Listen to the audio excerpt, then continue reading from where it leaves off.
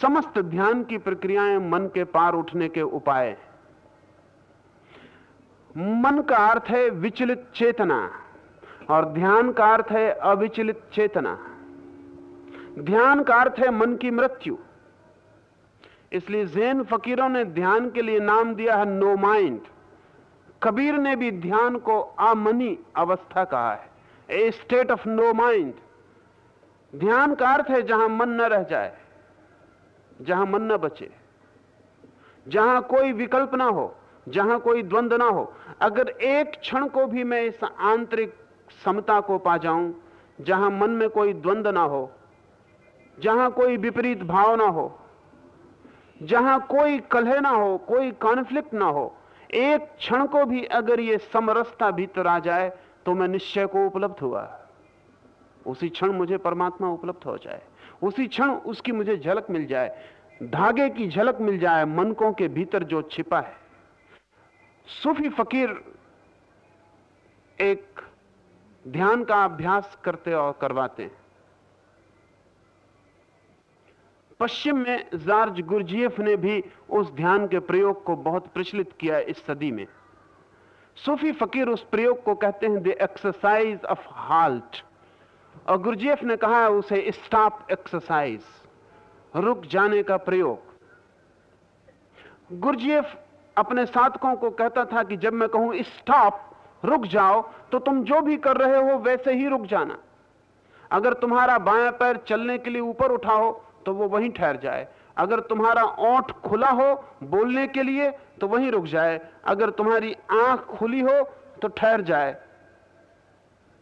तुम फिर कुछ भी बदलाहट मत करना, वैसे ही रुक जाना।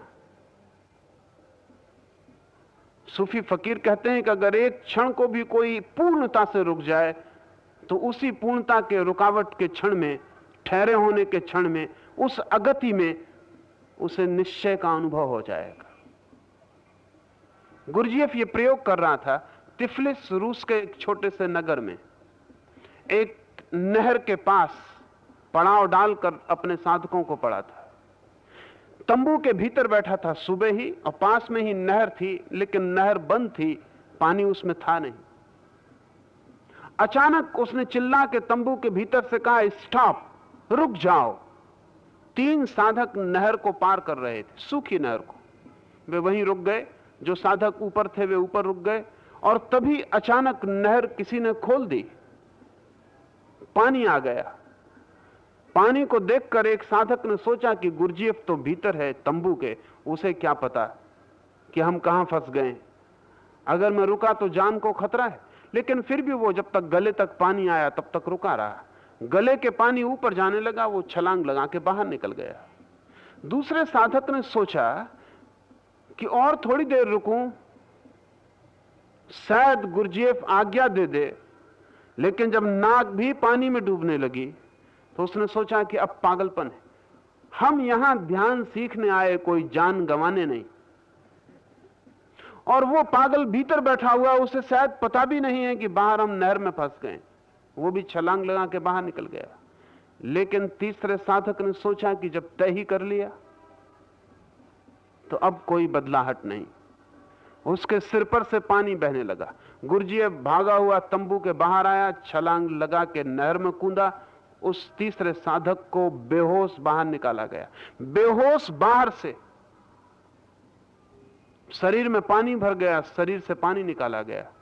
लेकिन जैसे ही उसका शरीर होश में आया, उस व्यक्ति ने गुरजिएफ के चरणों में सिर रख दिया और उसने कहा कि अब मुझे सीखने को कुछ भी नहीं बचा, मैंने जान लिया। गुरजिएफ ने कहा कि इन सब शेष को भी कह दो कि तुमने क्या जाना। उसने कहा कि जिस क्षण मैं जान को भी खोने के लिए तैयार हो गया, उसी क्षण मैंने जाना कि मन भी खो गया। जब तक मेरे मन में जरा सा भी द्वंद्व था कि निकल जाऊं या रुकूं, तब तक मन था, तब तक भीतर कोई चीज चल रही थी, गति थी, विचार थे, हलन चलन था। लेकिन जैसे ही मैंने तय किया कि ठीक है, जान बचे या जाए लेकिन हटना नहीं है, वैसे ही सारे विचार खो गए। पानी तो मेरे भीतर भर गया, लेकिन मैं पहली दफे भीतर विचारों से खाली हो गया। बाहर से तो मेरे प्राण संकट में पड़ गए, लेकिन पहली दफा मैंने भीतर उसके दर्शन कर लिए जिस पर कभी कोई संकट नहीं पड़ सकता है।